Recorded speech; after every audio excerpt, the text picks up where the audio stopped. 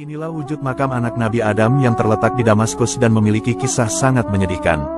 Perlu diketahui, dahulu Nabi Adam dan Siti Hawa dikaruniai banyak sekali anak kembar. Setidaknya, Siti Hawa telah mengalami masa kehamilan sebanyak 120 kali. Di setiap kehamilannya, Siti Hawa melahirkan 2 anak kembar laki-laki dan perempuan sehingga berjumlah 240 anak. Anak pertama Nabi Adam dan Siti Hawa adalah bernama Qabil dan Iklima, sedangkan anak terakhirnya bernama Abdul Mughits dan Amatul Mughits. Namun, nama anak Nabi Adam yang secara pasti disebutkan di dalam riwayat adalah 5 orang, yaitu Qabil, Habil, Iklima, Labuda dan Syit. Hal ini sebagaimana dijelaskan oleh Ibnu Tobari dalam kitab Tarikh Tobari. Salah satu makam putra Nabi Adam yang bisa kita kunjungi saat ini adalah makam Habil yang terletak di Damaskus, Suriah. Semoga kita semua bisa berziarah ke makam ini, amin. Dahulu, Habil dikenal sebagai anak lelaki yang saleh dan taat kepada Allah serta orang tua. Ia memiliki sifat lemah lembut dan mencintai kebaikan. Namun di akhir hayatnya, ia malah bernasib malang karena menjadi korban pembunuhan saudaranya yaitu Qabil. Peristiwa ini lantas dikenal sebagai peristiwa pembunuhan pertama kali di muka bumi ini.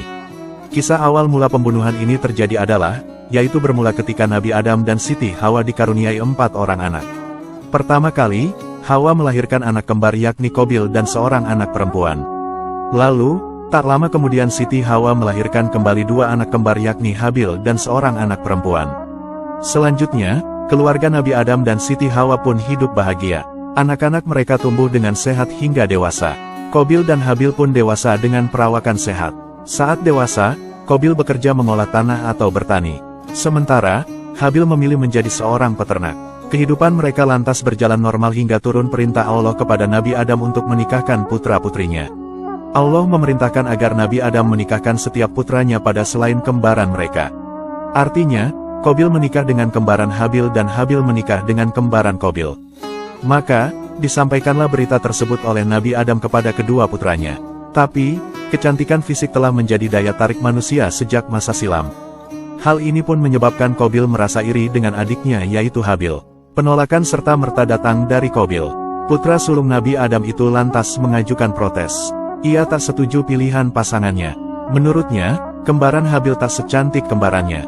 Dia pun berontak pada perintah Allah tersebut dengan menolak menuruti nasihat sang ayah. Nabi Adam pun merasa dilema atas sikap putra sulungnya itu. Sang Nabi ingin keluarganya selalu harmonis dan diliputi kedamaian. Nabi Adam pun kemudian berikhtiar dan berdoa meminta pertolongan kepada Allah. Doa Nabi Adam lantas terkabul, di mana Allah dengan kebijaksanaannya meminta pengorbanan dari setiap putra Nabi Adam. Siapa yang pengorbanannya diterima, maka akan mendapat keadilan di sisinya. Habil pun kemudian mengorbankan seekor unta yang terbaik dari ternaknya. Tapi, Qabil justru mengorbankan hasil panen biji-bijian yang paling buruk. Allah pun tak menerima korban Qabil karena ia melakukannya tanpa diliputi keikhlasan. Mendapati kenyataan itu, Qabil lantas semakin marah dan tak terima atas keputusan Allah. Bukan bertobat, Qabil justru makin marah bukan kepalang. Karena itu, berarti ia tak dapat menikahi saudara kembarnya yang cantik jelita. Dengan hati diliputi kemarahan, Qabil lantas mendatangi Habil untuk membunuhnya. Ia kemudian mendekati tubuh saudaranya itu untuk segera dihabisi. Di ujung maut, Habil masih berusaha mengingatkan saudaranya bahwa membunuh adalah sebuah perbuatan dosa besar. Ia terus mencoba agar saudaranya tak terjatuh pada dosa hingga mendapat kemurkaan Allah. Namun, Qabil tetap saja bergeming. Ia benar-benar nekat berambisi membunuh saudaranya. Sementara, Habil enggan melukai saudaranya sehingga ia tak melawan. Ketika hendak dihabisi, Habil dengan ikhlas berkata kepada Qabil, "Sungguh, jika kau menggerakkan tanganmu kepadaku untuk membunuhku, aku sekali-kali tidak akan menggerakkan tanganku kepadamu untuk membunuhmu. Sesungguhnya, aku takut kepada Allah Tuhan seru sekalian alam. Sesungguhnya, kamu akan kembali dengan membawa dosa membunuhku dan dosamu sendiri.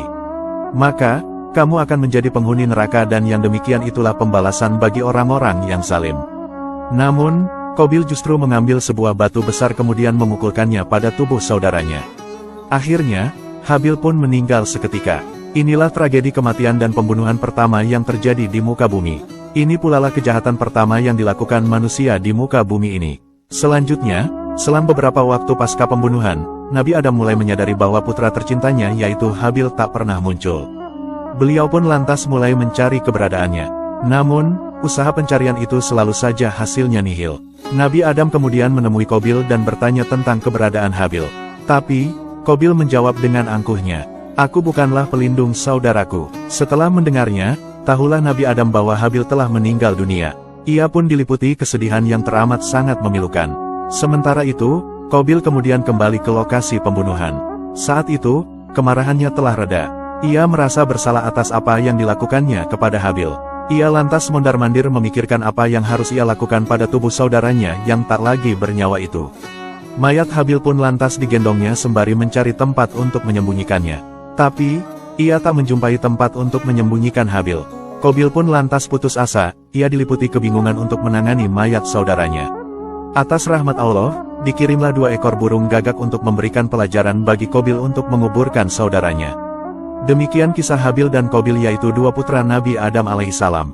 Banyak hikmah yang dapat dipetik dari kisah tersebut, diantara yaitu janganlah suka menuruti hawa nafsu dan sebaiknya setiap muslim senantiasa menaati perintah Allah subhanahu wa ta'ala. Adapun lokasi tempat pembunuhan Habil oleh Qabil ini diyakini terjadi di Gunung Qasyun di wilayah Damaskus. Penduduk Damaskus menyebut tempat ini dengan sebutan Syahkotul Jabal yang berarti teriakan gunung. Di wilayah ini juga diyakini menjadi tempat makam sejumlah para nabi. Perlu diketahui, bahwa Gunung Qasyun ini memang memiliki banyak sebutan.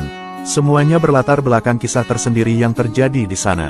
Di antara sebutannya adalah Gua Kelaparan, Gua Jibril, Gua Darah dan lain-lain. Dalam buku Umur dan Silsilah Para Nabi karya Jihad Muhammad Hajjaj dan Anis Maftuhin menyebutkan, bahwa gunung ini tak pernah berhenti mencucurkan air mata karena sedih atas apa yang telah diperbuat oleh Qabil terhadap saudaranya sendiri yaitu Habil. Syauqi Abu Khalil dalam Atlas Al-Quran menjelaskan, bahwa di Gunung Qasyun yang menjulang tinggi di kota Damaskus dari arah utara ini terdapat satu gua yang bernama Magorotudam yang berarti Gua Darah. Lokasi ini dipercaya sebagai lokasi Qabil membunuh Habil karena masalah iri hati. Makam Habil sendiri diyakini berada di pinggiran kota Damaskus, Suriah.